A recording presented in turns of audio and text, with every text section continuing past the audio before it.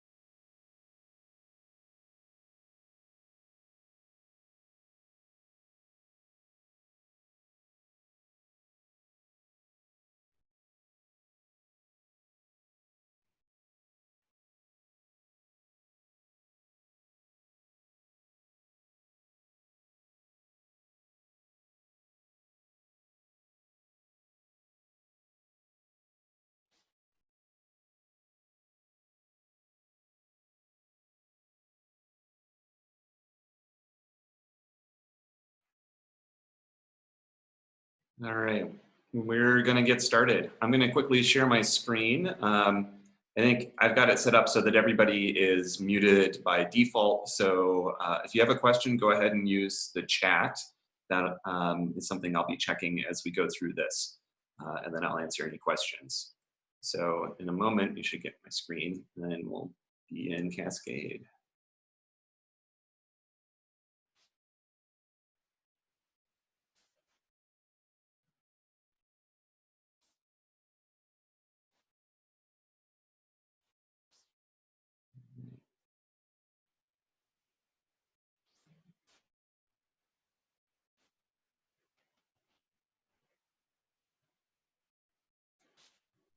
Okay, can folks see my screen now?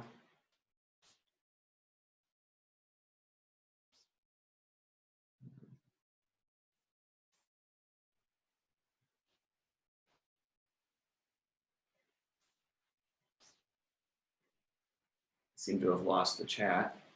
Oh, sorry, I'm looking around because the chat's moved over to a different monitor of mine. Okay, sounds like we've got some people that can see the screen, so we'll get started. Welcome to the Cascade orientation. Our goal for this particular session is to get you kind of what I would call the 90% use case. So most folks that attend this training, this is their first time using Cascade. Some people, they're just coming back for a refresher, but Cascade Server is something that certainly makes editing the website a little more friendly than it could be, but it does take a little bit of time to get used to. So what we're going to cover today is what people need to know to get started with maybe an existing site, or they're starting fresh with a blank site and they want to start building up that content. Hopefully by the time you wrap up with this, you'll know how to add pages, you'll know how to edit those pages, you'll know how to make those pages go live on your website, and you'll get an idea of how to kind of set things up so that the navigation works the way you want it to work, and then you can add plugins to the website. We won't go into detail about absolutely everything that can be done in Cascade servers, so there's more information on our website. And then we've got Mark on this chat as well. Mark is our lead support person, and Mark will be available to answer questions as you start working inside Cascade. If you have things that you need clarified, we can always help you out with that. So the first thing to be aware of is, I'm just going to show you what the university's website is for web support. You go to umt.edu/web. This website has a place where you can ask for assistance. This will submit information to our ticketing system. It also has a lot of information about how to use Cascade. So most of what we're covering today is covered in this website, whether it's under the Cascade support documentation. This is the majority of the stuff that we're going to be going over today. If we've got information about how you can add plugins into the website, I'll give you a demonstration of adding at least one plugin into the website. But there's a lot of different options that you can use, and those are listed here. And then the template component section is based on some of the things that we'll also cover in the training, which is just overall site setup. So this is stuff you won't get into quite as frequently. But this website's always available for you should you need any help or anything like that. The other thing I'll mention, if you want to put in a ticket, you can do so via email as well.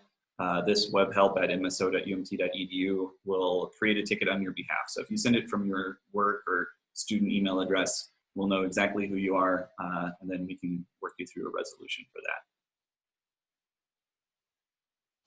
So when we first log into Cascade, you're going to use your NetID to get in for most people. The link to log into Cascade server should be emailed to you when we create your account. If you don't already have an account, actually that's a good place to go here and start requesting assistance. People's accounts don't get set up automatically just because you're a member of the campus community. We have to create an account for you specifically in the CMS. So from here, you can say request access to an existing site.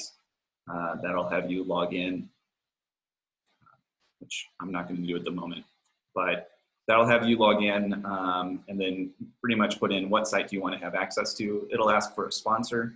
That sponsor is usually going to be your supervisor, but sometimes it might be somebody else depending on what the site access you're requesting is. So we always need a sponsor, and we ask that everybody submit their own request for access. And then Mark will process those as quickly as he can. And then you probably have already done that, so you need to be at this training. But if you haven't already done that, make sure you go to the requesting access area. Once you've logged in with your NetID, you should be presented with Cascade's dashboard. The main thing that's on here that's going to be pretty useful to you is notifications.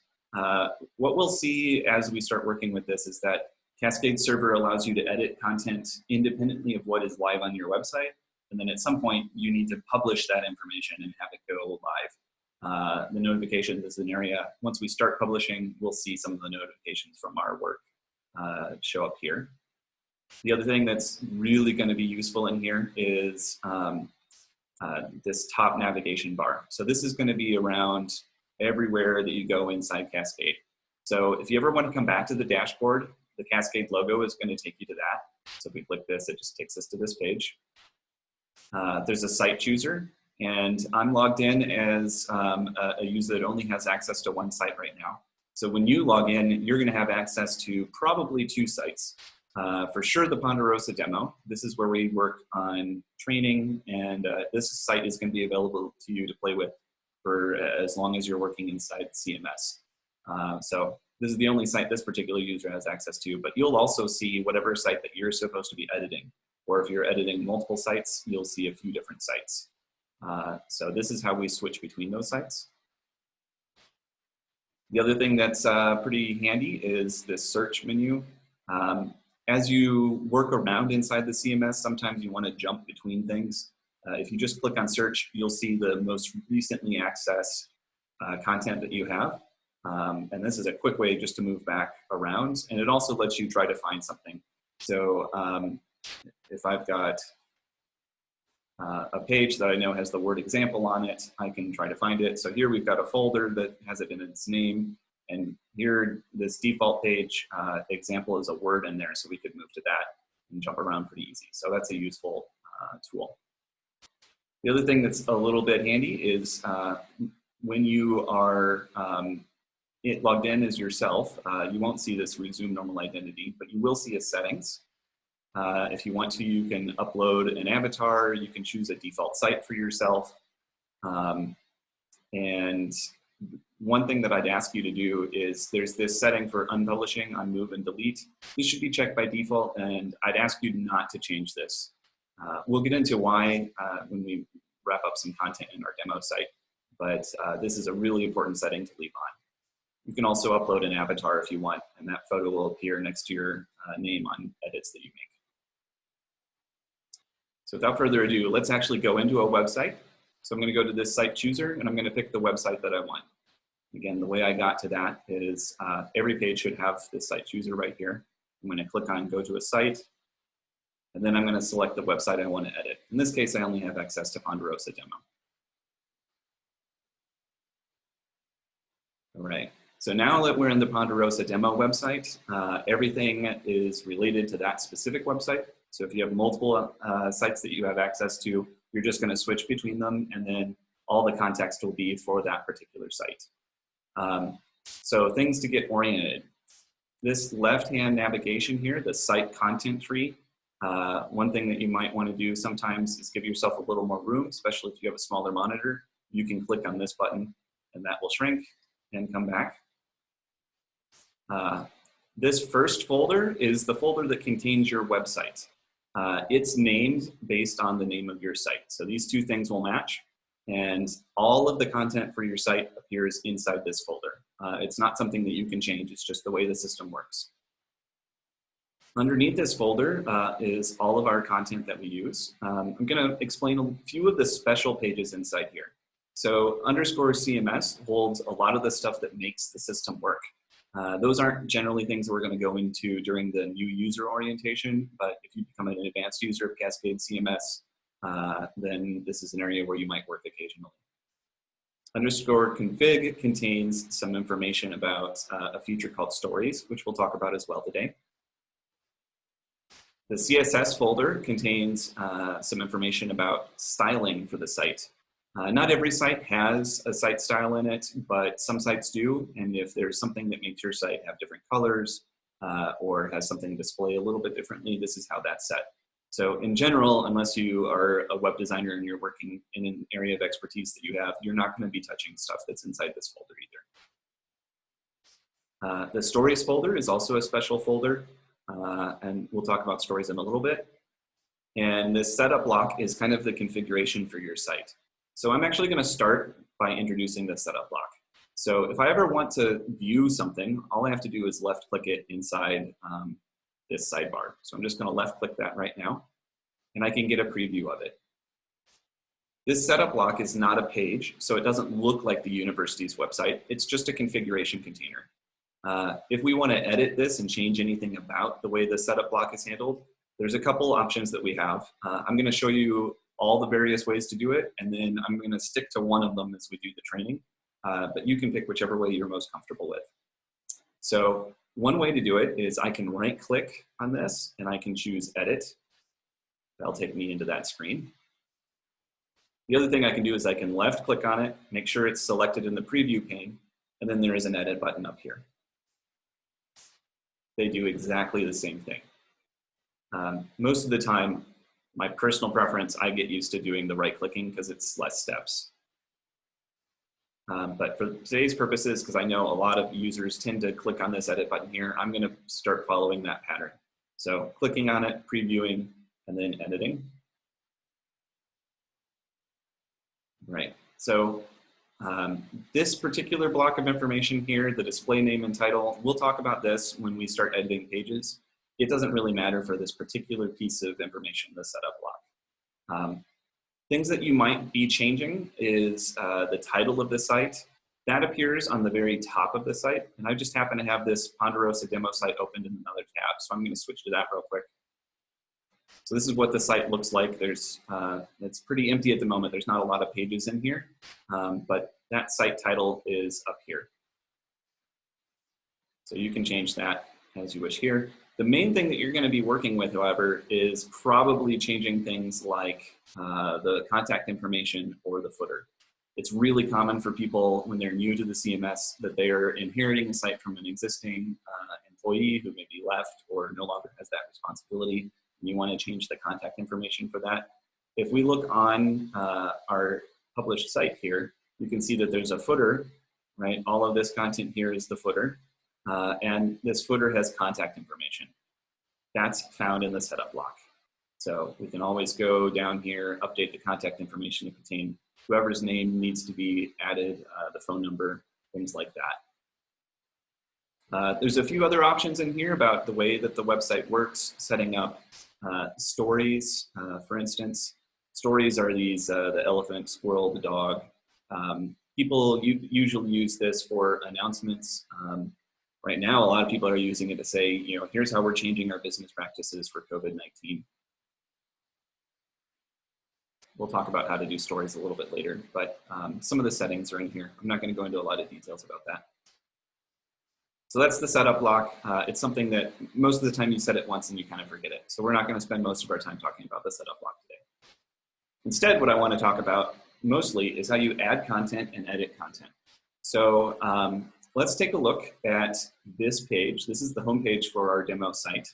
And we're going to look at it in the CMS and see what the preview looks like.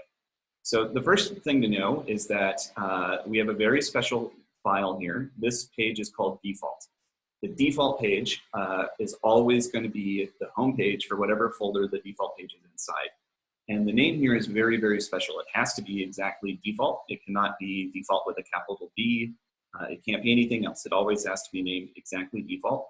And if that's the case, whenever you go to a folder, you get to that page. So here, in my example here, Ponderosa demo is the site, and then I just have a slash. I haven't added anything else, and it knows to go to the home page. That's the same thing as default.php. So if we go to that, it's the exact same page. That's how the system knows to make sure to send people to that one page. So let's preview this default page and see what this looks like in the CMS. So I've left-clicked it. And after the CMS churns for a little bit, we'll get a preview of what this page looks like. All right, so we see something that's pretty similar. We see that it's got the university's header. We see that it's got the name of our sites. It has the primary navigation or top navigation. This corresponds to the content that we have in here. We'll talk about adding items to this in a minute. It's got our featured photo that we've got set up, and it's got this little section that says, please preview your site and staging to preview your stories. There's a few features in the content management system that do not yet work in the preview mode. We're working on that in our office to make sure that more stuff can be previewed directly in the CMS. But if you see a message like this and you want to see how it works, you can always publish the site. We'll go over how to do that in a minute. And then view the site. So the elephant, the dog, and the squirrel are the part here that's in yellow. So we've got the rest of our content, and we can see that footer. And as a reminder, this footer is set up in the setup block. So that's a preview of one page. We've also got our navigation. This is built automatically based on the content of our site. So we don't have to actually edit the navigation anywhere. We just add content to our website, and then everything starts to work automatically. So I have an example folder that we're going to take a look at, and then we're going to build one from scratch. So I'm going to click on this example folder in my preview, and it should take me to the page inside the content management system. So there's a couple ways you can kind of navigate around. I could have gotten there through just clicking on this example folder and going to default, or I can explore in the preview page, and that will take me to the same content. So here's that example folder. It took us to here, and as you can see, we have 2 pages, and we've got those 2 pages reflected in the navigation automatically. So that's generally how the system works. You shouldn't have to change too much for that particular part. Let's take a moment and just edit this page as well and see what the editing interface generally looks like. And if we've done an initial tour, we'll start creating some new content. So I'm going to click Edit after I've previewed it. All right. And so we saw earlier that there was a display name and a title for the setup block, and I told you you could ignore that on the setup block.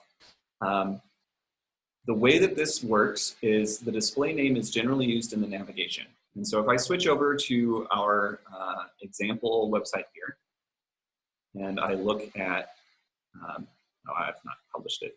So the navigation here, this is display name. So whatever wording is used in the display name is what shows up here. And the title is what shows up as your first heading. So this is a heading on top of the content, so this is generally going to be your title. The system puts it in automatically. So why don't we go ahead and actually save this so that we can see it in the preview. All right, so as you can see here, we've got something called example folder in the top navigation. That's actually going to be this folder, so we can edit this and we'll see these words, example folder. So I could either right click, or if I want to go to the folder, I can click on this arrow here. And that shows me a listing of everything. And once I click that arrow, I get this edit button as well. Right, so we saw on our site that display name as example folder was added to the navigation. The title, being as it creates a heading at the top of the page, the title isn't actually ever used on a folder, even though you get presented with an option to display, to fill this information in. If you fill it in, it'll just ignore it. So when in doubt, I would just write in both of the fields.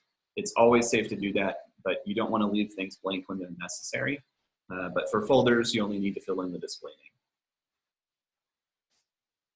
name. Right, so for the default page, this works a little specially as well. So on this particular default page of this folder, we can see that the display name of the folder is used, right? We said example folder for the display name here, and the title for the page is used. So that creates our first heading. The display name for the default page actually never shows up in the navigation. So if I edit this, we'll see I made a little comment that says the nav does not show in the display name. It uses the folder instead. And then here's our title that we filled in, and that title shows up right here. If we go to another page, this sample page, I'll bet you can guess that that's called display name in nav. And because this page isn't a default page, it actually has all of its settings just on the page. So we'll take a look at this, and we'll hit edit. So the display name shows up in the navigation, and the title becomes the first header. If I close that, you can see that the display name is in the navigation, and the title really became a header. So that's generally the way this works. So let's move on and create some actual content inside here. So I'm going to go ahead and add some content using the Add Content button right up here. Doesn't matter what kind of content you're doing, you're always going to start by doing this. Right, and you've got a few options here. So if I want to add a single page, I just say I'm adding a page. If I wanted to add another one of these squirrel items that shows up on my homepage, I would choose a story. Some sites are older and they use tiles. Most sites use stories, so we won't cover the tiles today. If we're wanting to upload something that's like a PDF, we can upload a file, or if we want to upload an image, that's also just a file. So it's anything that I'm taking maybe from my desktop or my documents folder and putting into the CMS, that's always a file. An external link allows us to put something in the navigation that points to another page. A block is reusable content. And we've also talked a little bit about plugins. So we'll learn how to put plugins as well. And these configurations and components, these are things that generally we won't be touching. So I'm not going to cover them today. But I'm going to start by adding a folder to contain today's training lesson. So I'm going to add a folder. And the first thing that I'm taking a look at is the folder name is required field. One thing to be aware of is we always want to use the same naming convention. If we have two words, we're going to add a hyphen between them. We don't want to add a space, and we don't want to be capitalizing anything. So all lowercase, just like this. Today I'm going to create a section called About for this page. or maybe about us. So this will kind of fill out what a regular department might put in an about page. The next option is the placement folder. And you'll notice that I was on this sample page in the sidebar when I said add new content. And so it's saying, I'm gonna add it to the page location that you were just in. In this case, I don't wanna do that. I wanna put this about us at the very top of the site. So I'm gonna go ahead and change the placement folder. I can do that by clicking on this button here. And anytime you click on a button that looks like this, you're gonna get a kind of a pop out that looks like this, and you can select where to put things. There's generally gonna be two options. There's a recent list, and so those are places that you have recently been. It's pretty handy if you've been working in 2 or 3 sections and you wanna make sure to put something in one of those and you're bouncing between them. But if you don't find what you're looking for in this recent list, you can always go to browse. So I'm gonna go to browse for right now, just in case you didn't have it there. So when you browse, you'll see the site name up here. So Ponderosa Demo, that's the site I'm in. You could search if you knew the name for something. So if I wanted to put this inside, say for instance, the images folder, I could hit enter. Oops, I guess enter selects on this one. So we could wait for that search to happen. And then I could select images. In this case, that's not what I want to do. I want to put it at the very highest level. My goal is that About Us will show up in this top navigation. So to make that happen, I'm going to put it right underneath my Ponderosa Demo folder, so it's at the highest level of the site. So I'm going to select that by choosing this Ponderosa Demo. And this is the very beginning of the site, and so it has a special white folder icon. So I will select that and say choose. Right, now I'm going to fill out some common information.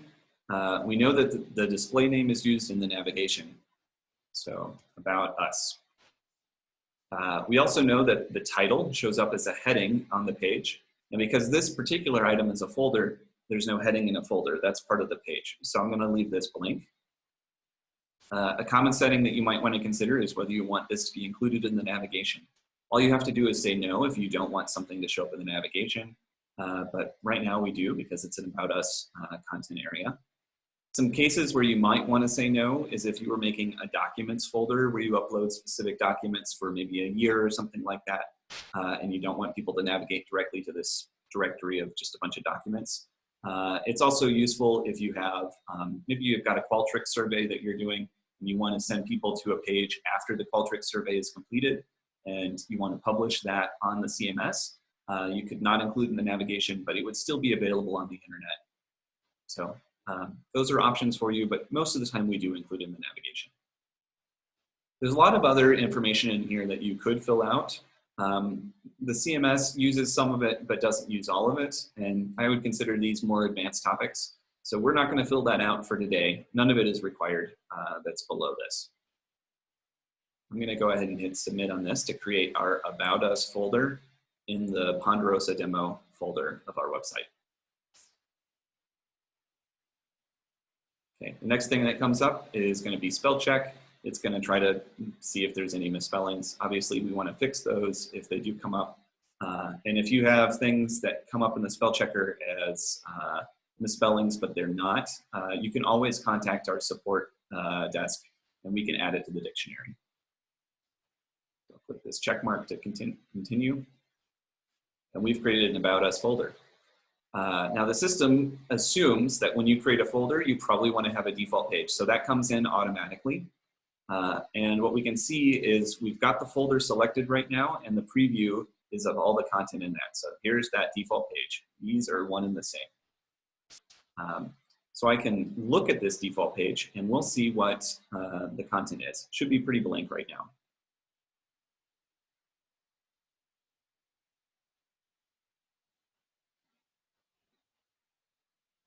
All right, so we do have About Us. It's in the top of our navigation, just as we wanted. When you're on the About Us folder, you go to the default page, and you can see that the page is saying, I'm still missing a display name and a title.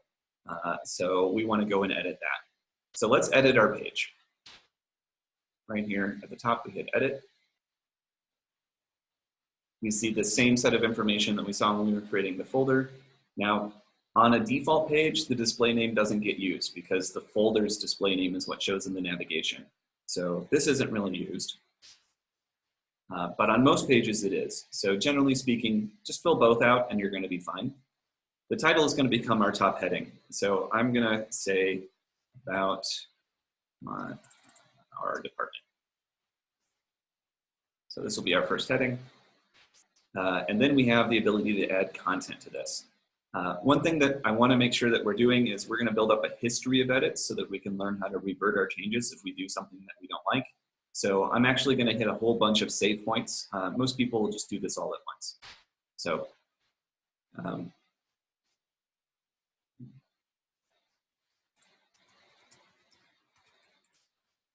just going to put some text in here, and then I'll go through the process of saving without filling the rest of this out. So the first thing I'm going to do is I'm going to hit preview draft.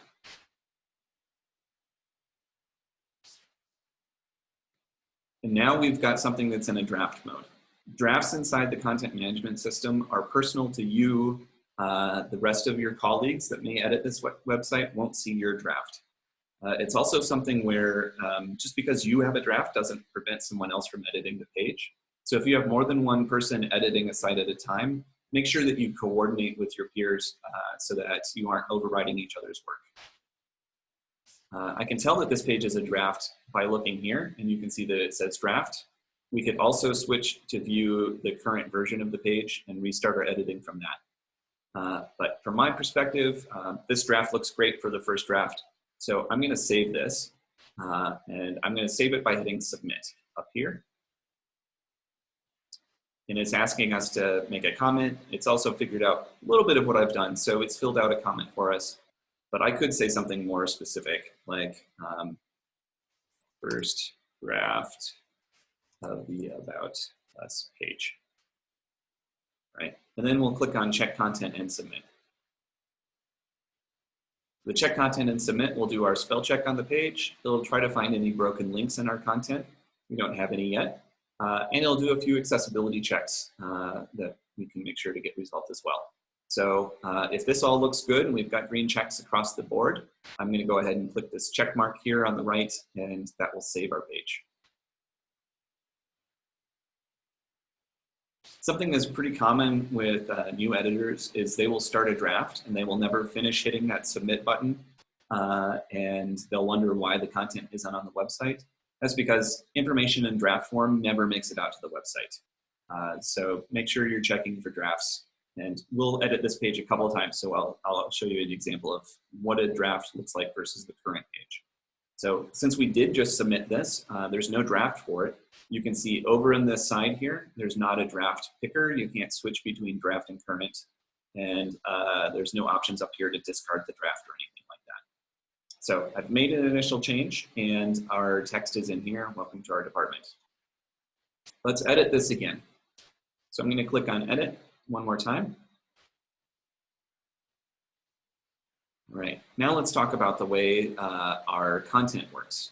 So when we're on a page, the most simple page has something called a row and a column, and it has one of each. So we can always collapse these to get a feel for the rest of the page by clicking on this. So I'm just going to click to collapse. You can see we only have one row. And if I collapse the column, we do have some options here, but there's only one column. So this is what a normal page will look like. So I'm going to start filling this out, and then we're going to get to the more advanced case where we have multiple columns or multiple rows.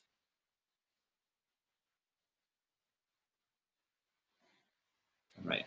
So for the most part, I assume all of you know how to use a tool like Word, so we won't go over how to use all of these items, but there are a few ones that are kind of special. So as we're editing this, if we wanted to add a link to something, we could just select that text that we want to use as a link, and then we can use this Insert Edit Link option.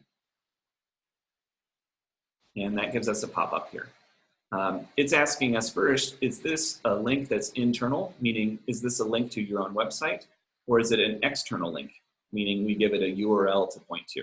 So depending on whether you're linking to something inside the CMS or something that's not part of your site, you'll have to make a choice here.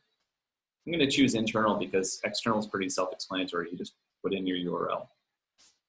So the link source, this is just like our item before when we were picking where the About Us folder was going to go. So it's a chooser. I'm going to click this, and we'll see our regular chooser option come up. So this is where that recent really becomes handy. If I was recently editing a page that I wanted to link to, it's going to probably be right on top or close to the top. So I could pick something, and you can see the name of the page, and you can see underneath it what website it's in. So we're in the Ponderosa demo site, so it's saying Ponderosa demo first, and then we've got example folder, and then the default page being the home page for that. Maybe I want to link to that particular example folder. So I'm going to go ahead and click this, and then I can click choose, and then it would select it. Now that I've got something selected, I could say that's maybe the wrong page, and I can click it again, and it gives me this option. So maybe it's not in the recents and I want to browse to it. So this, again, puts us in the folder that we're in right now. If I needed to go back up to the top, I could always click on these little breadcrumbs. So I could start from the beginning of Ponderosa demo, and I could find a page here again. So in our example folder, sample page, and then I will choose that. The rest of this content, generally you're not going to have to use. So this text to display, we selected some text when we were in the editor, and that's automatically picked for us.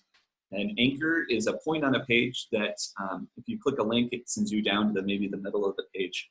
My advice to you is if you have a page where you think you need anchors to link to stuff deep down into the site, you might want to consider breaking that page out into several different pages. There's a number of reasons that we do that rather than anchor. One of the reasons would be each of those pages then is probably about a specific topic. They all maybe share a theme, but each page would probably have enough detail to cover one thing, and that makes it easier for search engines to find people and send them to the right place.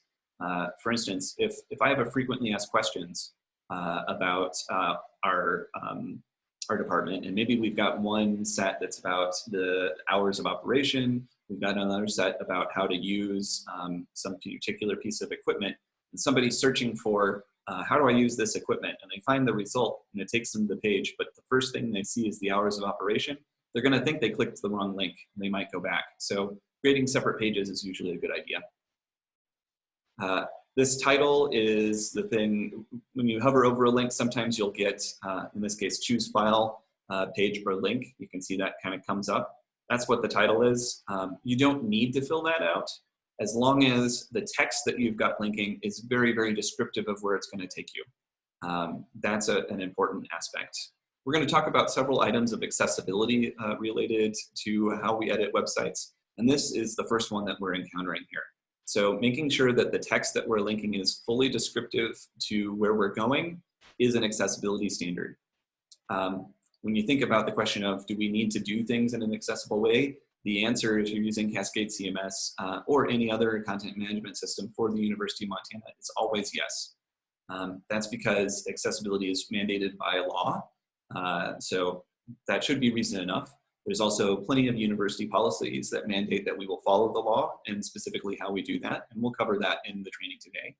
And it's also, we've got a pretty significant portion of the population in general in the community that has some variation of a disability. And we have a lot of students on campus who have disabilities as well.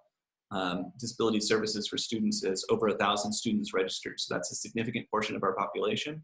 And there's plenty of people with disabilities that are not registered as having disabilities.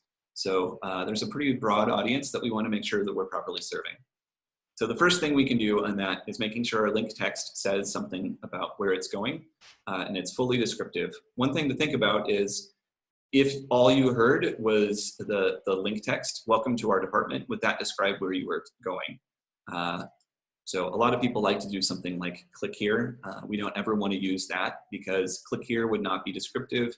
If you were going through a document with a screen reader and you said list all the links, link 1 is click here, link 2 is click here, link 3 is click here, you're not going to know which link takes you where. So that's why we want to make it fully descriptive. So that's adding a link. If we want to remove a link, we can click into this, and then there's a remove link.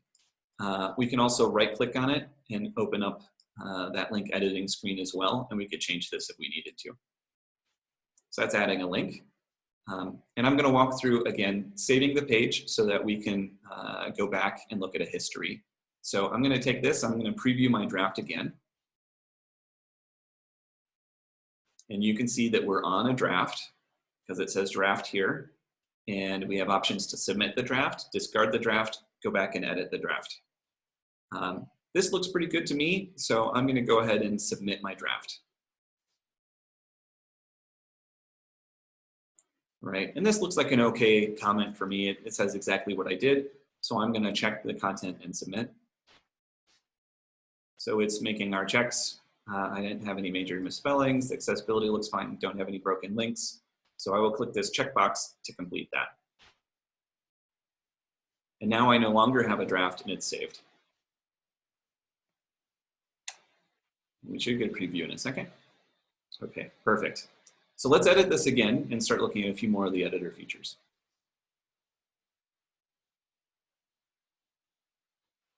One thing you should know is there's this row heading field, and it does what we would describe as making a heading 2 on this row. I'm going to talk a little bit about headings now, so we'll just make sure we mention something here. I'm just going to call this our mission. We have, there we go. So now this section is about our mission statement. This heading will get saved as something called the heading 2. Now there's multiple levels of headings that we have in the content management system. And this is a really great opportunity for you to improve the quality of your site. Having headings that cover each part of the topics make it easier for people to browse the site. I use a word called scannability, right? People don't read most web pages, they scan the web pages with their eyes. They're looking for something, they're on a mission. So providing headers that accurately describe each of the sections of content in the page makes it really easy for people to scan your site. So in that, improving scannability is something that we might add these row headings to if we have multiple rows. So I'm going to add this, and it says it makes a heading level 2. So that raises the question of what is a heading level 2 versus a heading level 1 or a heading level 3? And to demonstrate that, we'll just add a little bit of content in here. So heading 1, the heading 1 comes from this field, the title. Right, so our heading 1s are added for us automatically. It comes from the title, and there should be just one heading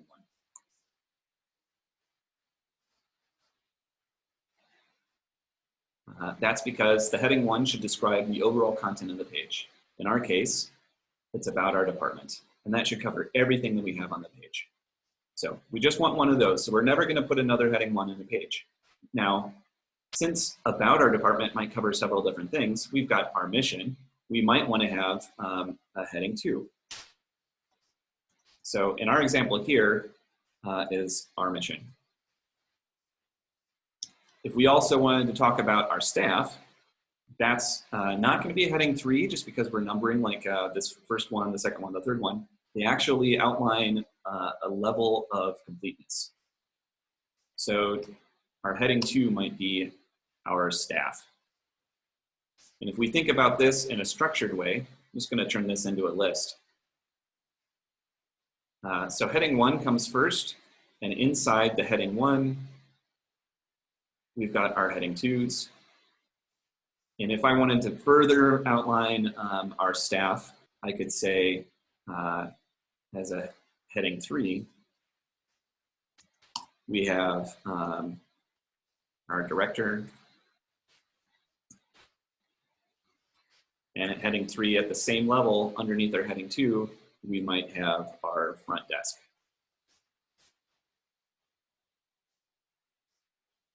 Right, so we can see that the headings have a very special structure. We always have one heading 1, next comes heading 2s, and if you have headings underneath your heading 2 content, that's a heading 3. It actually goes down a fair number of times. You can get down to a heading 5 or 6, but most of the time people just do a heading 1 and 2, sometimes a heading 3, but that gets to be a pretty complicated document. So that's our example of headings. The way we can actually add headings if we want to, we have a couple ways. So one, we have the row headings. In this case, I've said our mission, so that's our heading 2. If I wanted to make a heading 2 in this document as well, I could do that.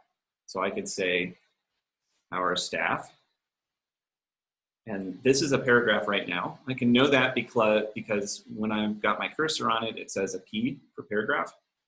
So I could select all of that, or I could highlight this, and I can go to the Formats menu and choose headings. So we've already learned that it's not going to be a heading 1 because there's only one of those per page. And we know that this particular one is a heading 2. So I can select a heading 2 in here. And you'll see down here it's changed to an H2, so instead of a paragraph.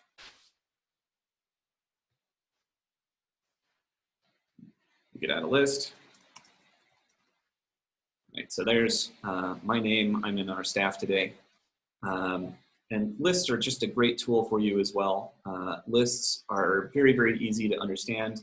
When you think about that scannability, lists make it easy to scan a page and find the information you're looking for. So I'd highly encourage you to use lists whenever you have something that is appropriate for that.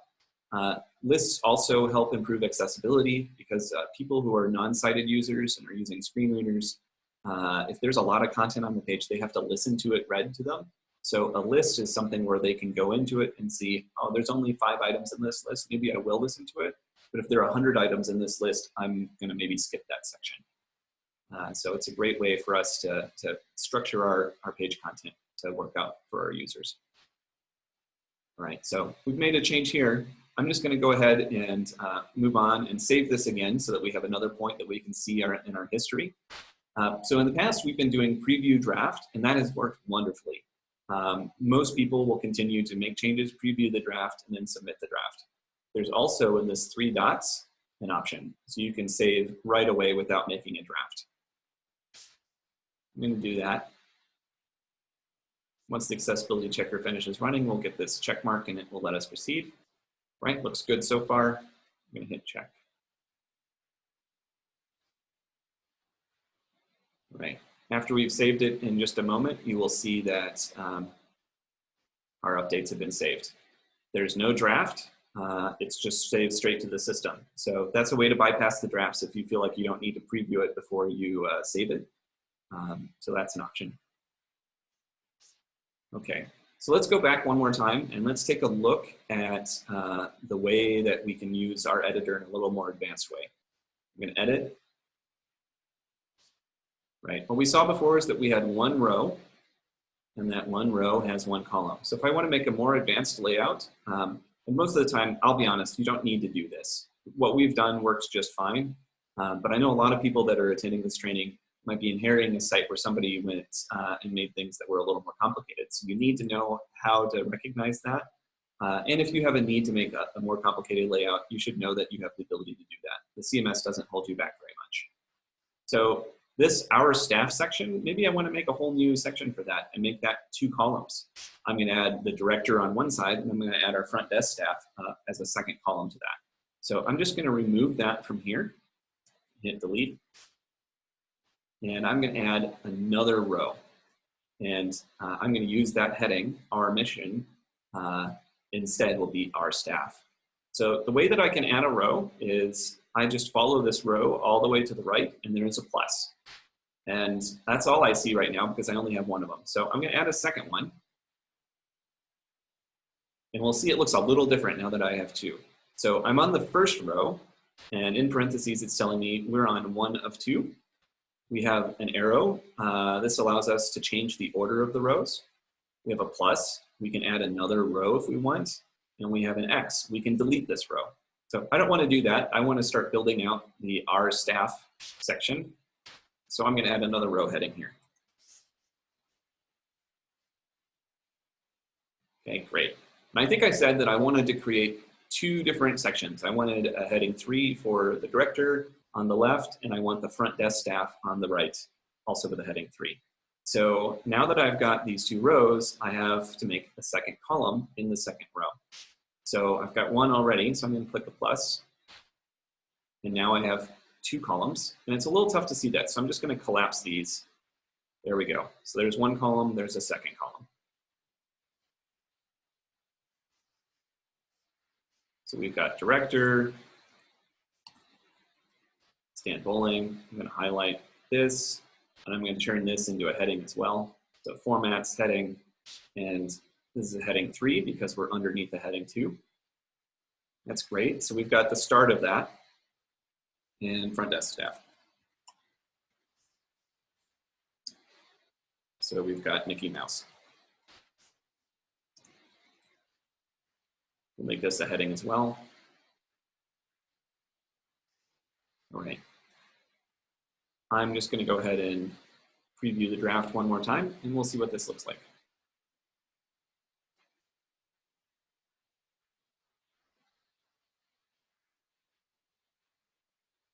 All right, so we have the same content we had before in our first row with one column. And now we've got a second row, and this second row has 2 columns. You can see by default, it's splitting it 50-50, right? I have 2 columns, so each one is 1/2 of the row. If I add another one, it'll split it 1/3, 1/3, 1/3. And we can overwrite that, but I'm not going to go over how to do that during this initial training because most people need the 50-50 split. But this would be an opportunity if you wanted to put an image on one side, you could start using rows and split them at different levels. If you need help with that, you can talk to Mark just by calling our support line or submit a ticket. Or look at our documentation, it covers how to do that as well. So we're in a draft, so I'm going to hit submit again.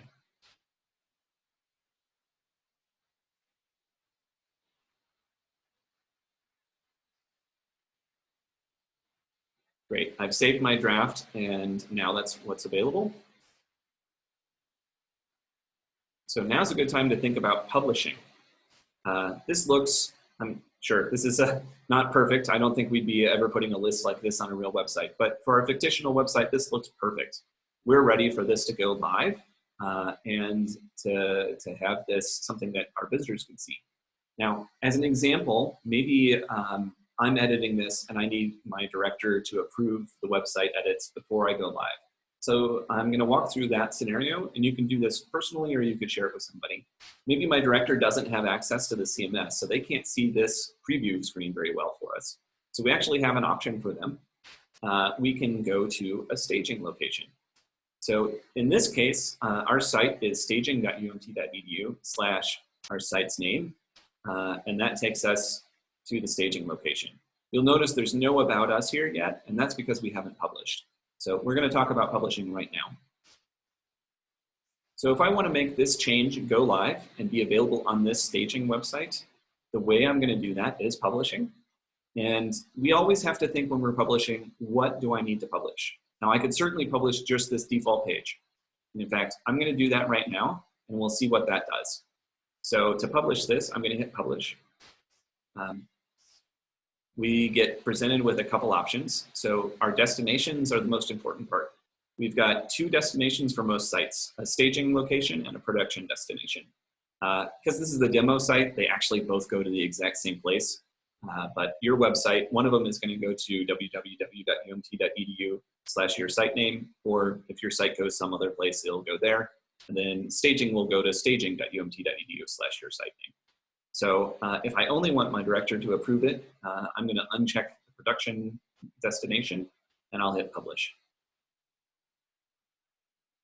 All right, so it says the page is queued for publish. We can view the publish queue. That message is going to go away in a moment as well, so I'm just going to move my mouse off it so we can see that that just disappears. There's a thing called the publishing queue, and it might take a moment to actually get things published. While it's going through the queue, we can't view it. And I'm going to wait until I publish a larger site to do that. And then when it gets finished publishing, we'll get a little notification down here as well. Now, if I went away and I wasn't sure whether or not it's done publishing, I could do 2 things. I can look at that publish queue. So that's up here in the hamburger menu. And that gives me a publish queue. And I can see there are no jobs, so it probably is done. And if I really wanted to double check, I could click on the Cascade logo here. And this is where that notification comes in handy. So you can see there's a publish of a page, Ponderosa demo about us default that completed. If I click on that, that gives me whether this worked successfully, right? And I see no errors and that it was successful. So that should be published. So let's take a look, switch back to the site again, see what we did. So we added an About Us folder. And that About Us folder, if I go back to our homepage and I preview here, should appear in the navigation. Let's see if we reload the staging site, whether or not that's happened. And I'll give you a hint. In this case, it has not. Nothing has changed. And the reason for that is this homepage hasn't been published. We only published that one page. And this page doesn't know about it until it's published as well. So we have to start thinking about what our philosophy is for what to publish. So going back into our site, I can see I have a lot of different options. I could have published just this page, and I did. I could publish this folder, or I can publish the whole website. The rule of thumb is whatever you have changed, you need to go one directory higher. So I've added this About Us link, and the About Us link is on every single page. So I actually need to go all the way up and publish my entire website so that every page on my site knows about this About Us content to link to it. So I'm going to go and do that right now. So this is what I've done. I've added About Us. I'm going to go one folder higher so I can follow this all the way up. See where is it next indent? That's Ponderosa Demo. So as a reminder, if I click on Ponderosa Demo, all it does is expand and collapse what's inside of it. So I could click on this arrow next to it and get to a preview of that folder content. There is a publish button right here. We can hit publish like that. The other thing I can do to save a little bit of time is I can right click and there's a publish option there as well. They both take us to exactly the same screen. So this is where you would maybe want to check or uncheck production, depending on whether you're trying to publish this to the live website or just your staging website. I'm going to hit publish on the site. Right, so we've got a publish queue. So we could either click this link or we can go to the hamburger menu and click on publish queue. And we'll see that the Ponderosa demo folder is what I'm publishing. Who's publishing it? I'm logged in as training 1 right now. And it's got a certain percentage complete. This might take a couple minutes for your site. That's pretty normal. And then after it's finished publishing and left the publishing queue, if you're publishing to production and making it the live website, it might still take another couple of minutes after that. That's because we have multiple web servers and publishing just puts it on one of them, and then we have a job that makes it run across all of them so that we can handle the load of the university. Okay, so we could sit and stare at this, but we can also go away. This is a great opportunity because we've moved into another part of the site. If we wanted to get back to where we were before, we have a couple ways we can do it. The fastest and easiest way is click on the Site Content tab. That takes us back to what we saw before. Or you could kind of get started from the beginning by going back to the dashboard and selecting your site.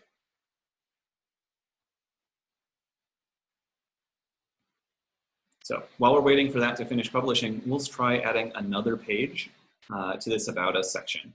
Because what we've seen when we go here is we have a folder, but there's no other content in the left-hand navigation sidebar. Once this previews, we'll get to see that. Yeah, so it's just got About Us, it has nothing extra. So I'm gonna add another page. Again, add content. Now I'm gonna pick a page.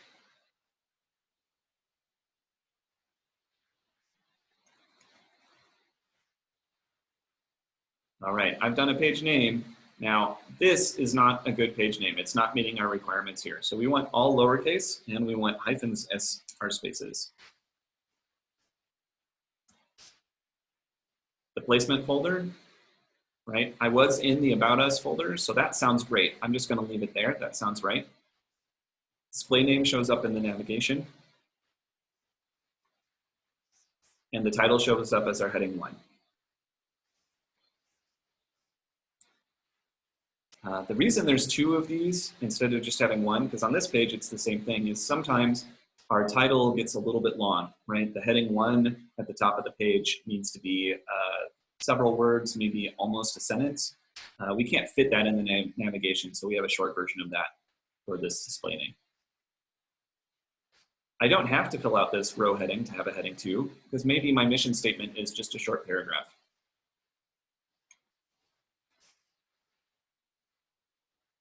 That's all I have to do.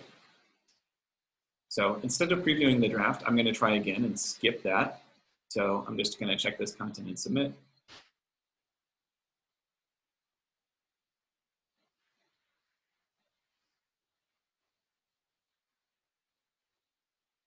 Great. So I've got another page added, and in the navigation, we should see that page automatically show up. And there it is. If I want to copy a page, I can do that as well. I can right-click on something and say copy.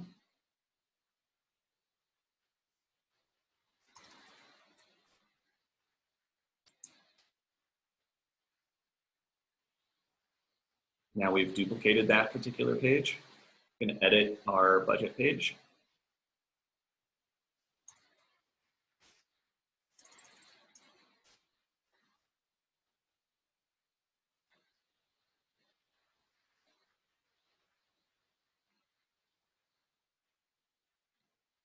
Okay, so we're starting to build out the content. And you can see once this starts previewing that we've got a lot more information in the sidebar. All right, so we've got a few pages, they're edited automatically. My guess is by now, our publish job is probably done. So I'll look at the publish queue, and yeah, it's done. And I could confirm that if I wanted to by going back to the dashboard, look at my notifications. And you can see publish a Ponderosa demo is completed, and it has 16 issues. All right, so we can look at that notification to see more details. So a lot of things got published successfully. Since I published the whole site, you see every piece of content, including all the images that we had. Those were all published successfully. And we don't have any particular errors. We do have some broken links. And those are things, if this was a real website, I'd want to go and make sure I took care of those. Since it's just a training thing, I'm not actually going to go fix those today. So let's go back to our Ponderosa demo. So we can do this again through the site chooser, but I'll remind you that if you click on search, you have your recently visited pages. So I can go straight back to our budget page if I wanted to. So since the publishing job is done, I can go back to our staging site, and if I refresh this, we should see new content. Great, and this matches what we have in the CMS. We have an About Us section, we can click on that. And if you recall, we published this back when we didn't have those other 3 pages. So there's nothing in the side navigation, but all of that is here. So if we made a change, let's think about what we would publish again. So I've added our budget and our mission. So I want to go 1 folder higher than that. So I'm just going to follow this up. Where does it indent? And I see About Us. Now, that's because the homepage doesn't need to know about these navigation items because it doesn't appear on there. So all I have to do is publish the About Us folder. Hit publish. And once that's done, we should see that the navigation shows up here and we have those pages that we can view. While we're waiting for that to publish, let's take a look at this default page. We've made an awful lot of edits to it, and maybe I want to undo something at some point. So let's preview and see what's something that we maybe can get rid of. We've probably got a change in here that my director did not approve. And so, yeah, this our staff section, maybe we need to roll that back. We do have the ability to do that. So the first thing I want you to know is that when you're working inside Cascade CMS, your work is always saved. We keep 25 versions of every page, so you can do an awful lot of editing before we get to a point where we wouldn't be able to undo anything that you do if you made a mistake. So never be afraid to just play with the system and see what you can do. We can always walk it back if you have a problem. In this case, I'm going to go to More. And there's a lot of options in here. Most people don't use all of them. But one thing that is kind of useful is to look at the versions. So I'm doing More and then Versions. All right, so we've got 4 previous versions plus a current version. The current version is at the top here, and the previous versions are listed in this table. So we can see my comments in here. This is why comments are useful. And I can see that maybe I want to go back to the first draft of the About Us. So I'll try checking that. And then I get these options. I can compare it. I can delete the version. Usually I don't need to do that. Or I could restore it. So how about I try restoring right now? All right, we've skipped about 2 or 3 versions, so this should look like a pretty bare bones page again. And so it does. Okay, if I don't like this and I say, actually, I really needed all of that stuff back, it's not gone. I just click More and Versions again. And now you'll see there are 5 previous versions and 1 current version. And this current version is me activating an older version. So the most recent one is what we had before. So I can restore this again.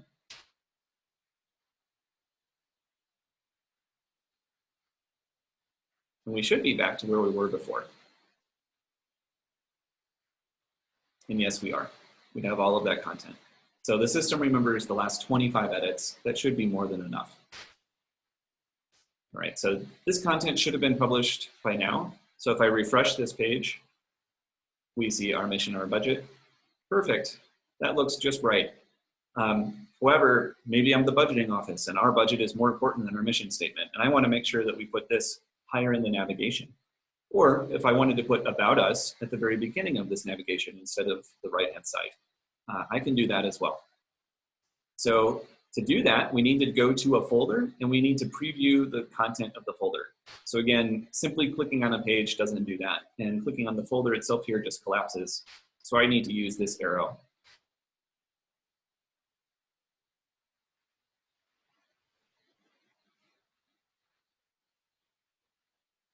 Right, then we need to make sure that we sort by the order. Right now, this order value is kind of all over the place. So I'm going to sort by order.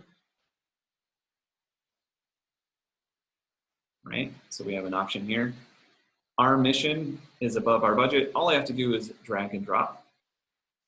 And now our budget should be the second page. So if I preview the default page in that folder, I'll see in the navigation that change should be reflected.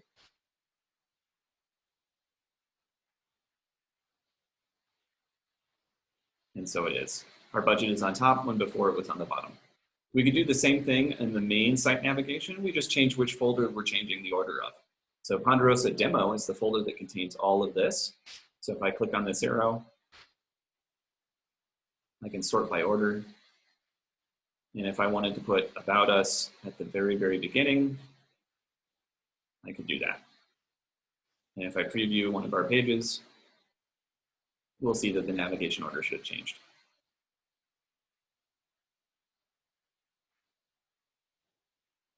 Right. And we have moved it in this case. Right. The next thing I want to talk about is adding plugins.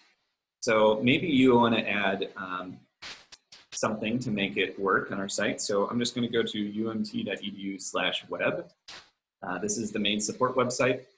And we have a list of plugins available. And today I'm going to add the accordion tab plugin. So if I click on this, we'll see an example of what it might look like. So for instance, frequently asked questions are commonly put in the accordion tab plugin. There's two ways you can display it, either as a tab or as an accordion. This is an accordion. So this is what we're going to do. We're going to make an accordion for our frequently asked questions. And if you want to see more information, there's always a technical guide. And that explains what every option in this plugin does. And so we have this information for all the plugins that we offer. So you can browse through here, but adding them is pretty similar. So I'm going to go under About Us again. And I'm going to add content. And then I'm going to look for a plugin. And then I'm going to find the accordion tabs. Now it's right there, but if I got a little lost as to where it was, I could also filter. Great, accordion tabs. Right, what are we going to call this? We are going to call this one, because I'm making it frequently asked questions, FAQ.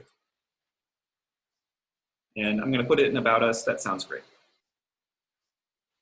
So this is pretty similar to our rows and columns before. We've got groups, and we can add more groups if we want, and we can add multiple sections. FAQs. What is the airspeed velocity in unladen?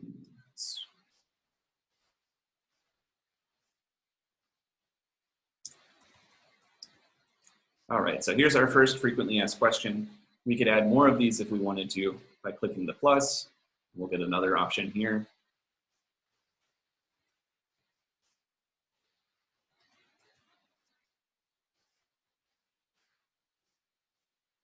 All right, so there's a semblance of a frequently asked questions. So I could either preview this or I can go straight to check content and submit, which I'll do in this case. All right, I've got a misspelling. So this gives me an opportunity to fix this. And I don't remember exactly how to spell unladen. That's a little embarrassing. Well, That's what I'm going to put in for the moment. I'll ignore it. Now, if you're working on your real website, go look it up. Okay, so we've got a plugin here, and when we preview the plugin, we just see kind of the data that's inside this plugin. And if we go back to our navigation on one of these pages, that plugin doesn't appear yet.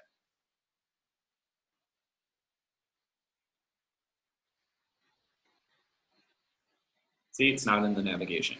So we actually need to add this plugin to a page. So I'm going to go ahead and add a page.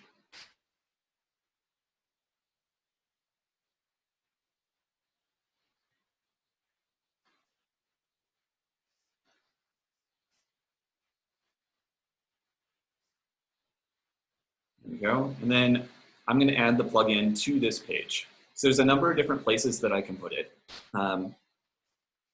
We have block attachment points. So we have above content block and below content block. This just depends on where it goes in relationship to this particular row or this column. And under column, we've got, under advanced, we have these block attachment points as well. So I'm just going to pick one of them, choose a block. This is where that recent comes in really handy. I just made this FAQ one, so I'm going to select that, choose, and I'm going to finalize this. So now we have a frequently asked question page that should show in the navigation, and we'll have this plugin embedded into it. And yes, it does. So this plugin had its own heading section. It pulled in our answer for that. It pulled in our sections, and it's working. So that's how we add plugins. Another thing that people are going to do pretty frequently is they're going to add stories. So we saw in our example here, we have an elephant story, we've got dogs, we've got squirrels. So if we want to add those, there's some special ways to do it. The first thing to know is that there's a very special folder, and that's called the stories folder. If we go into the stories folder, we'll see a story for each of our stories, basically. So dogs, elephants, and squirrels, they're all in here. And this page doesn't look exactly like the other pages. It's a special page that just holds the information for our homepage to display this. So if we edit this, we can see that there's several different story types. And again, I don't think that we have time today to cover all of the different ways that you could do stories. Information about that is in template components. And then if you've got an old site, you'll have tiles. Otherwise, there should be stories.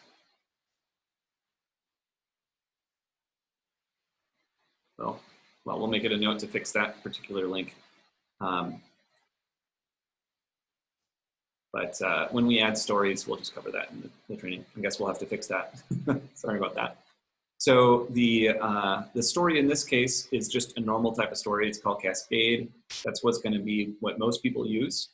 And it's got a title. It has a format for displaying the large image above the text. And then it's got an image that we upload. Guess we'll have to learn how to upload images as well. So we'll do that next. And then you can link to things and provide some text. So whenever we make a new story, we'll just do add content and then a story. And that story needs to go inside the stories folder. And then you fill out all your information. That's a little bit of data entry, so that I'm not going to do that right now, but that's how you add a story. Once it's there, we need to make sure that we're publishing the right content. Now, there's a few specific steps to make sure that all the story content gets published correctly, but what I would recommend is if you have a site that isn't too large, you just continuously publish your entire website whenever you've got a change that's ready. That's the easiest way to go. Otherwise, you need to publish the stories folder, and so you would do this entire folder, and that's how you make a story go live. The stories actually show up on this default homepage, and the way that we do the publishing of the stories is kind of related to the fact that you can't see a preview when you click here. And that's something that our team is working on improving for the next version of the template in the redesign. But if you're trying to publish stories and you don't see why those are going live, just publish the stories folder, or when in doubt, publish your entire website if you can, if there's not something hanging out. Right, so let's think about how we upload files. So I'm going to say add content, and I'm going to choose a file. And it's telling us that the file name field is required, and it is. We do have to have a file name. But we always want to make sure that we get the right extension for the file that we choose. If that's .pdf, that's pretty easy to remember and type in here.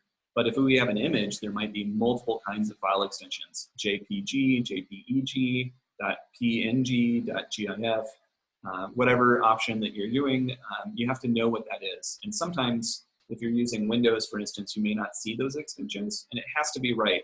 So I would recommend, even though it's telling you it's required and has all this red stuff up here, just skip that, and then drag and drop a file straight into here. Or you can use the chooser to select something. So I think I've got a file on my desktop that I should be able to use. So I'm just going to drag and drop that. Okay, great. I've got a small file that we'll be able to upload straight into here to be able to use. You should recognize this. I think this one's on the homepage of the university right now. We have a few editor options. It's best if you have Photoshop and you're licensed for that because you're a marketing person, use Photoshop or something ahead of time to make any changes. But if you absolutely have to, we could do crops straight in here, or we can resize over here. So I'm just going to crop this to demonstrate. That's kind of a creepy photo, but demonstration purposes, it works just fine. And we could rotate if we needed to. Whatever we have to do. I'm going to go straight to saving this. And you'll see it took the file name that I had before and added it straight in. So I've got a few things I want to do.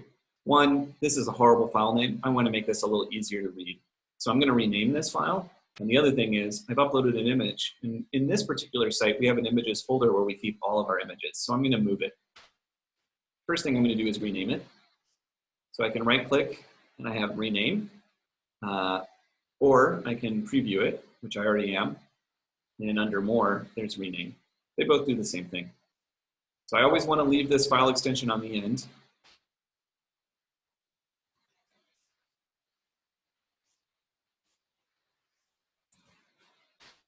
Great, I've got a new name, hit rename. And now I want to move this into the images folder. So we have a few options for this. Under more, we have move. And we've got a check, a box that we can choose a folder. So I could browse and I could find images. And that would work great. The other thing that I can do is I can actually drag and drop them.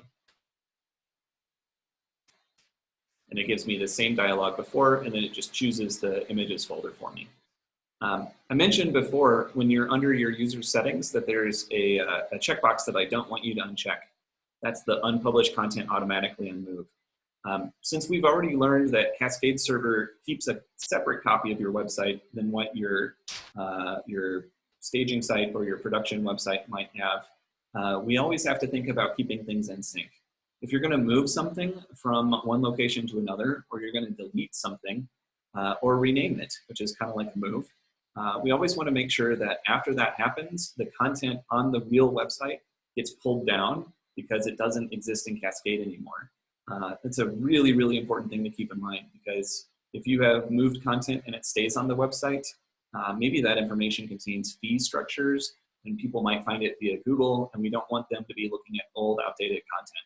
So if you leave that checked, this will just be done automatically for you, and you'll be prompted. So this is exactly what I want to do. I want to let it unpublish the content and then move it.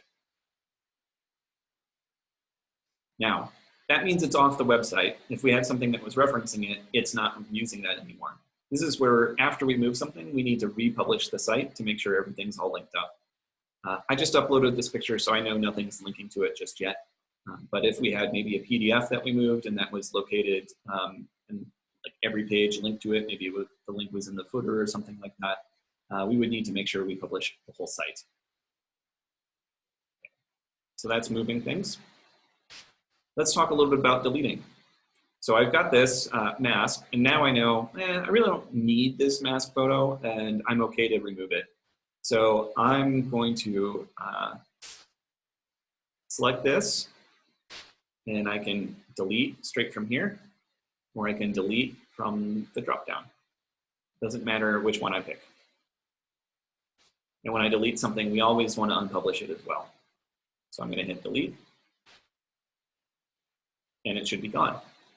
Now, one thing to think about is my trash is a place where my deleted objects go. So Cascade doesn't remove this very frequently. It varies based on site, but the shortest amount of time things stay in the trash is for 30 days. So you have at least 30 days to remove something or restore it back. So let's say I did want this back in the site. You can see close-up of mask.jpg was in the images folder. I can select it, and I have a restore option. So I can bring that back into the images folder, and now it's not in my trash anymore. So if I go back here, I should be able to find images, and there should be our close-up of mask. So there it is. We've restored it again. I'm just going to delete it one more time because I know I don't need this.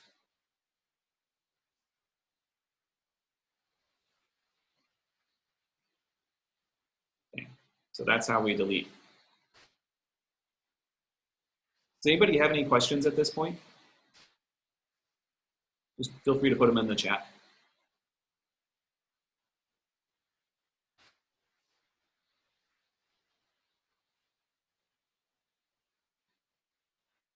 I'm not seeing anything in the chat just yet. So that's, generally speaking, how you do most of the work when you first become an editor. Now let's take a look at a couple of the things that you won't generally be in, but it might be useful for you just to have some awareness of what they are. So I'm going to go back to our default page in About Us. And I'm going to choose to edit this. And let's take a look at some of these screens that we've not seen before. So we've been working in the content tab this entire time. That's where our page content is. We've got our row. So we've got 1 of 2, and we can reorder these by these arrows. We can add more by the plus, and we can remove a row with the X. And then in this case, in our first row, we have only 1 column because it doesn't have a number here. If I wanted to collapse something, I could collapse it, and we can see more detailed information about what we've got. And here we've got our second row, the second of 2, and it has 2 columns. So again, you can see those 2 columns right here. And then these options give us places where we can put blocks, and those blocks are plugins or reusable content. So we added the frequently asked questions as an accordion plugin, and we added that to a page. So that's one way of putting things in. This next tab, metadata, we've seen this information before. When we created a page to begin with, it was on the create page screen. You don't actually have to fill out any of the metadata. So for the most part, you can ignore this. There's a few special use cases, but most people don't need to use it. The configure tab is a lot of internals about how the CMS actually works. I would say as a new user, there's really no reason you should be editing things in the configuration tab. This includes every piece of place that something in the template can be overridden at. And we really don't want you changing this for the most part. So if you think you need to change this, give us a call and we'll walk through your use case. And maybe you do have something that needs to change this content, but for the most part it doesn't. And there's a different, better way to do it. So be aware it's there, but don't change this unless you've already talked to us. Right, I see a question. The question reads, I have a question about accessibility. When I copy past content, I get a break tag error with other errors that I need to resolve to be accessibility compliant, but I'm not quite sure how to go about resolving those issues. Can you talk a little bit about how to resolve accessibility errors? Yes, I'd be happy to. So let's edit this particular page. I'm going to go ahead and create an accessibility issue, something that we don't advise doing. But since this is the demo site, it's okay. I'm going to go ahead and insert an image here. And I'm going to choose an image of some sort. Charter Day, that will work just fine.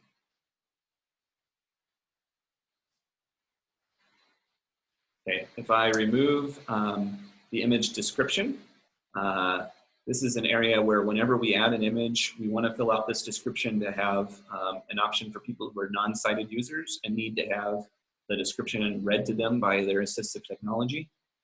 So we want to put in some descriptive text of exactly what's inside this image. So I've left this blank. This should be a problem. No, it may not let me do that. Right, this gets into one of those other features. Most people won't have to do this, but I'm going to force an accessibility error, even though the system kind of made me put something in. So I'm going to view the source of this particular page, and I'm just going to remove some of this extra stuff.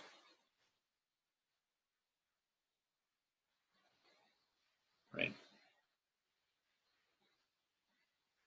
So if we check content and submit, I'm guessing it's going to tell me that there's an accessibility error with not having alternative text. So great, we see the accessibility error is showing up here. And we've got maybe a few different issues. So in this first one, it tells me that my image tag must have alternative text. And then it gives us a preview of the source code, which is not always super pretty, but it helps you figure out exactly what it is. So in this case, we know our Charter Day image is missing alternative text. So that's a thing that we'll need to fix. And for alternative text, it makes it really easy for us to do this. So this would be main hall at night during winning 170 Charter Day. Okay, so we maybe fix that. And we've got a few other items. So this one tells us maybe we've got a paragraph that doesn't have any content in it. We could go and edit that as well. So this lets us go and look at things. We can, again, see descriptions of accessibility issues by using this inspect tag. Oftentimes it'll tell us exactly what we need to know in order to fix it. And we can always save our changes in the middle and then edit it again. So we'll save it, try to edit it.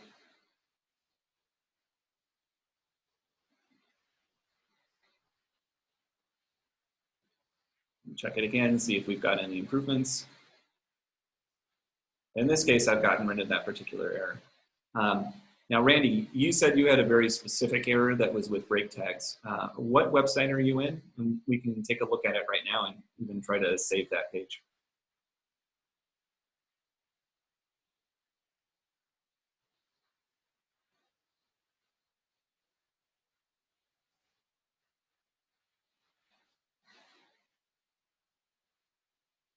Okay, I'm not hearing from Randy just yet, but I do notice that the time is about 11:30, which is how long this training is scheduled to go for.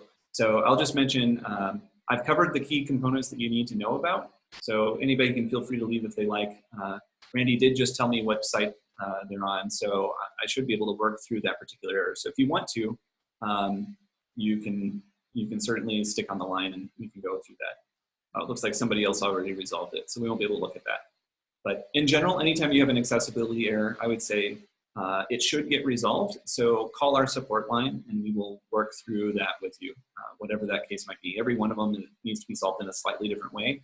Oftentimes that inspect will give you a good description of what needs to be done. But if you don't understand it or you're having trouble getting through it, just give us a call and we'll walk you through it. Thank you very much for your attendance, everybody. Like I said, the umt.edu/web has all kinds of documentation. And you can send an email to us and I'll create a support ticket and we'll try to resolve that. You can also give us a call. Our extension is 4361. Thanks again. See you all later.